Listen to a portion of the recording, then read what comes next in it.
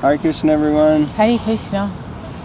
Where are we? Where are we today? What you see behind us is Prince Albert Memorial. Prince Albert being the consort of Queen Victoria, the longest reigning monarch in the UK up until, I believe, last year or year before, when the current monarch, Queen Elizabeth, has taken over her.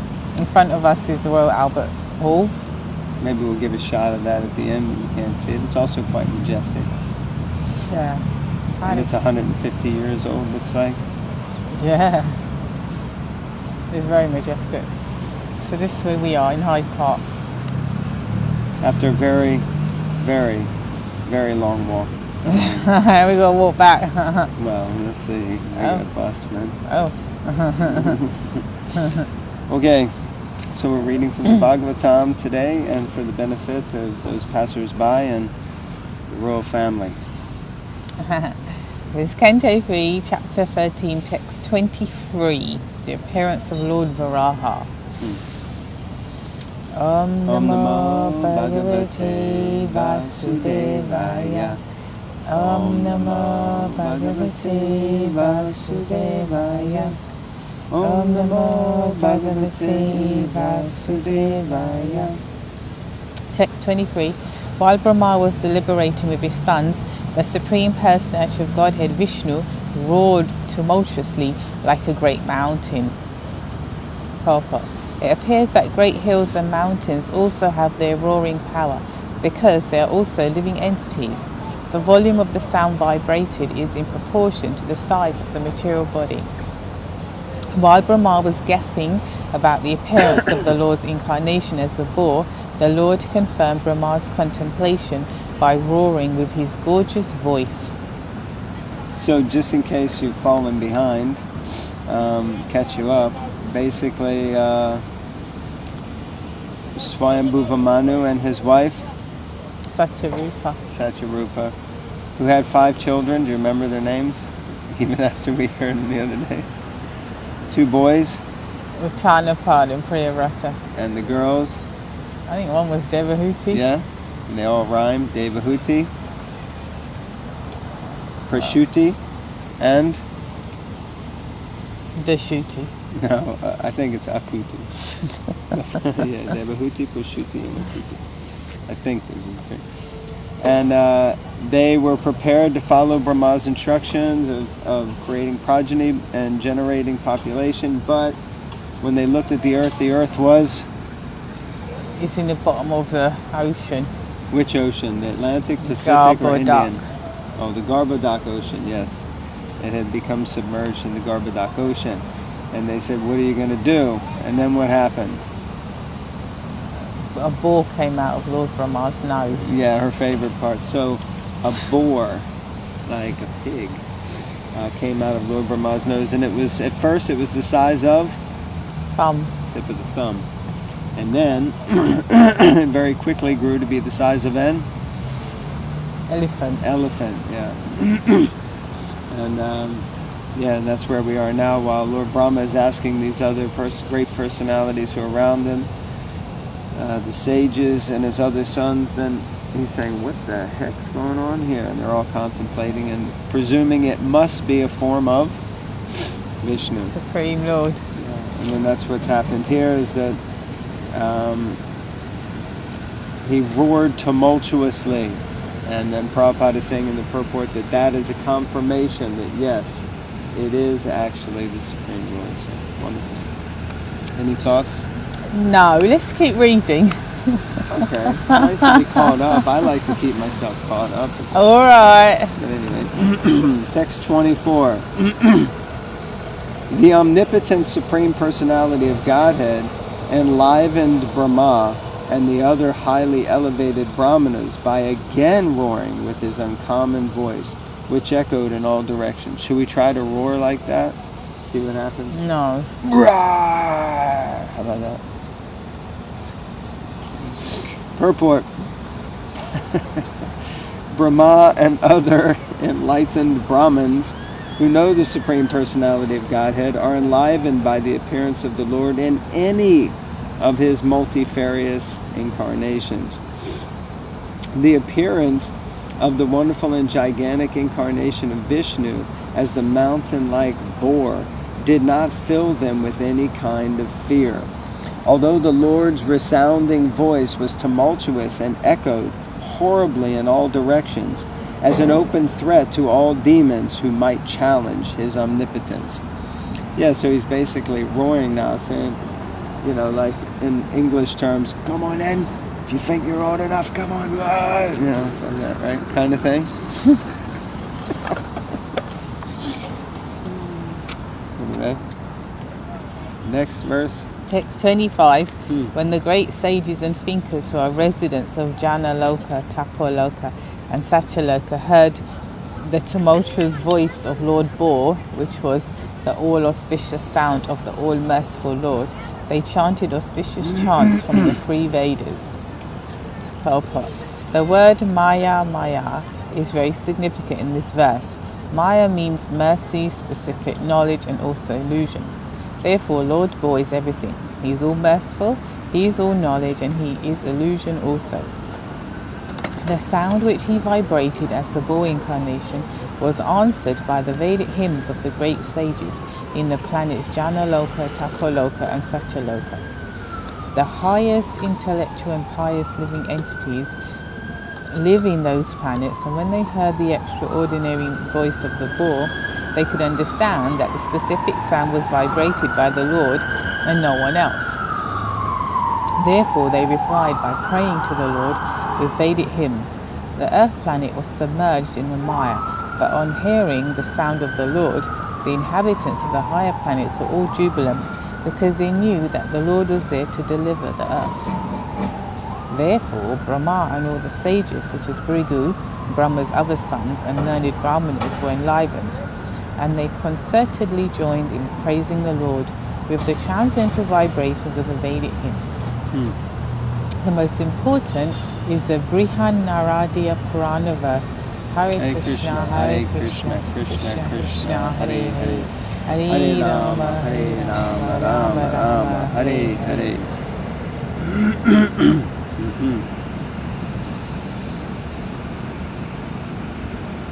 Thoughts? No. Like how Prabhupada puts in the end the Brihanaradiya Purana verse. It's most important. For sure it has a lot of verses, but that's the most important one. Because, if I'm not mistaken, that's the, I think the Harinam, Harinam, Harinam Eva Kevalam comes from that, right? Also the Brihanaradiya Purana. Don't quote me on that, but yeah. Okay. Next verse, 26. Playing like an elephant, he entered into the water after roaring again in reply to the Vedic prayers by the great devotees. The Lord is the object of the Vedic prayers, and thus he understood that the devotees' prayers were meant for him. Purport. The form of the Lord in any shape is always transcendental and full of knowledge and mercy. The Lord is the destroyer of all material contamination, because his form is personified Vedic knowledge. All the Vedas worship the transcendental form of the Lord. In the Vedic mantras, the devotees request the Lord to remove the glaring effulgence because it covers his real face. That is the version of the Ishopanishad. The Lord has no material form, but his form is always understood in terms of the Vedas. The Vedas are said to be the breath of the Lord, and that breath was inhaled by Brahma, the original student of the Vedas. The breathing from the nostrils of Brahma caused the appearance of Lord Boar. And therefore the boar incarnation of the Lord is the personified Vedas. The glorification of the incarnation of the sages, or by the sages, on the higher planets consisted of factual Vedic hymns. Whenever there is glorification of the Lord, it is to be understood that Vedic mantras are being rightly vibrated. The Lord was therefore pleased when such Vedic mantras were chanted, and to encourage his pure devotees, he roared once more and entered the water to rescue the submerged earth. Nice pastime, huh? Any thoughts? Anything? The form of the Lord is always transcendental and full of knowledge and mercy, because sometimes people can look at that, oh, it's a bore. Think it's lesser than the Krishna, Ram, Vamana, whatever, it's a bore. It's not so attractive, is it? Yeah. But it's still the Lord, and he has many different incarnations. And it's a great point. I also like this point that the Vedas, how he mentions that the Vedas are the breath of the Lord. That breath was inhaled by Brahma when given by Krishna, who was the original student of the Vedas, and then the Lord appeared through his nostril as from his breath, and therefore the Lord is the personification or personified Vedas. And also how the Vedic hymns are really all in glorification of him, and how he's pleased when they're chanted. Of course, Prabhupada in the previous purport said, and of all those hymns, the most potent or powerful one is Hare Krishna, Krishna Krishna, Hare Hare, Hare Ram, Hare Ram, Ram Ram, Hare Hare. 627. Before entering the water to rescue the earth, Lord Boar flew in the sky, slashing his tail. Flying boar. Slashing his tail, his hard hairs quivering, his very glance was luminous, and he scattered the clouds in the sky with his hooves and his glittering white tusks. Purport. When the Lord is offered prayers by his devotees, his transcendental activities are described here. Here are some of the transcendental features of Lord Boar.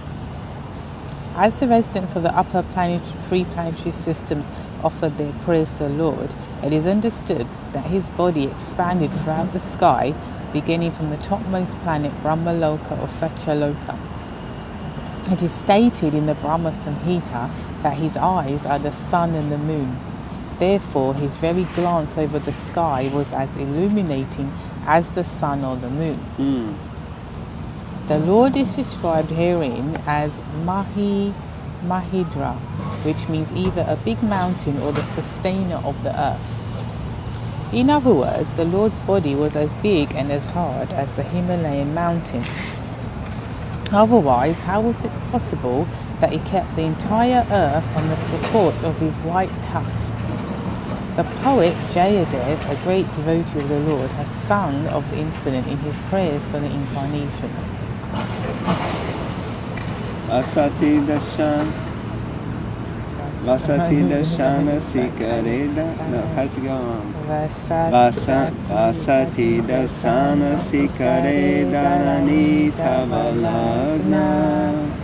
Shashini kalanka kelevani magna. Keshavadrita shukara rupa.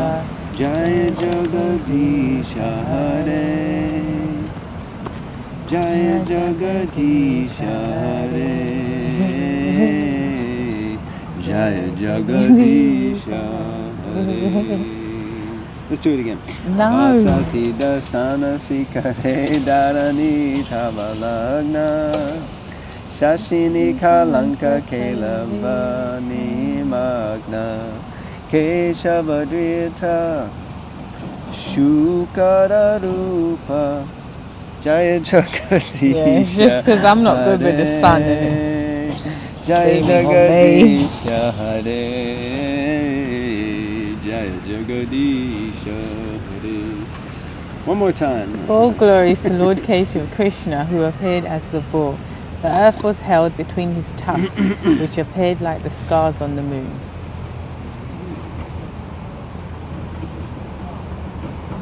Thoughts? No. It's nice to glorify the Lord. Okay, so next, text 28. Moving along today, it's good. He was personally the Supreme Lord Vishnu and was therefore transcendental. Yet, because he had the body of a hog, he searched after the earth by smell.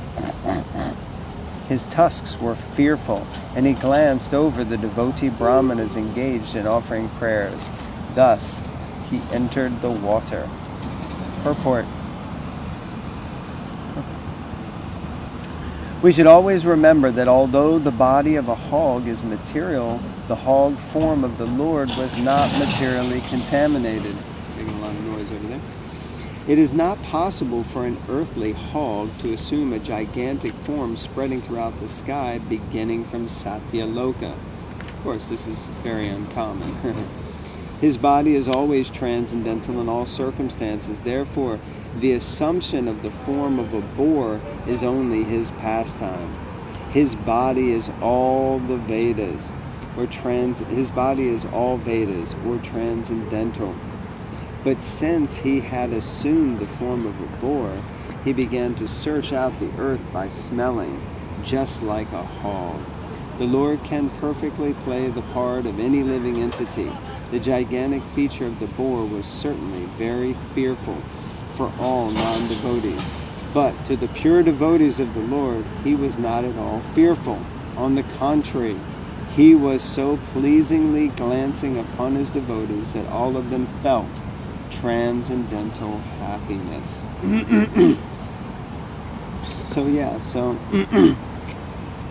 Reminds me, and I don't know if in the purport Prabhupada will mention it, but Prabhupada mentions in a lecture on Varahadeva's appearance day, when he's talking about how he's not material like an actual hog, and he gives that example of Prime Minister Gladstone, and he tells the story of how this affluent, important person came to visit Prime Minister Gladstone, and the secretary said, no, he's very busy right now, you'll have to wait. And he waited and waited. After half an hour of waiting, he kind of snuck back, and he could see that the Prime Minister's office door was slightly open. And when he looked inside, he saw that the Prime Minister was down on all fours, on his hands and knees, and on his back was a little girl who basically was his granddaughter, and he was playing like a horsey. And so Prabhupada, this evidently became quite a famous story, but Srila Prabhupada said, so it is not that Prime Minister Gladstone has become a horse, but for the pleasure of his granddaughter, he is willing to take that form and pretend and play the part of a horsey. So just like that, the Lord doesn't actually become a pig, but for the requirement and necessity of the moment and to please his devotees, he takes on these many forms, but his form is always spiritual. Hare Krishna. I think we have time for one more. Okay, text 29. Diving into the water like a giant mountain, Lord Bod divided the middle of the ocean, and two waves appeared as the arms of the ocean, which cried loudly as if praying to the Lord. O Lord of all sacrifices, please do not cut me in two. Kindly give me protection. So that was the ocean that cried out, don't cut me in two, give me protection. Purport. Even the great ocean was perturbed by the falling of the mountain-like body of the transcendental bull, and it appeared to be frightened as if death were imminent. Any thoughts? No. She appears to be frightened as if death is imminent because of the heat imminent. of the sun. Yeah, you would think I get heat rage. Someone originating bodily from India would like the sun, but no, I don't. I loathe it. She's too British. She prefers the overcast days. But me being a Yankee Doodle dandy, I love the sun. So one point on this before we end is that it seems that, which is interesting, that the ocean is also personified, because otherwise you wouldn't normally think of the ocean kind of being concerned with being killed, because it's an inanimate object. But here we can see that the Garbhodak ocean also has a personality and a form, and because of that it's able to express itself vocally and is concerned. Oh my goodness, my dear Lord, you're jumping inside of me, you're so big, please don't kill me. So just like we understand that the Ganga, the Ganges has a personification, Jamuna has a personification, Saraswati has a personification. So the different seas and oceans and all of them have personifications also, and personified aspects of their forms. So, okay. So I imagine now in the world that we're living in with so much pollution and contamination and exploitation of the seas and oceans, that the oceans are just crying out, please help us. That's my little eco pitch right there. Okay, I guess we'll finish. There's always so much nectar in the Bhagavatam. I try to drag it out just to torture my wife and the son, but I guess we better finish. So, thank you very much. If you would like a copy of the Srimad Bhagavatam, a whole set, please let us know, and we will be happy to connect you with it. Thank you very much. All glories to Srila Prabhupada. Hare Krishna. Hare Krishna.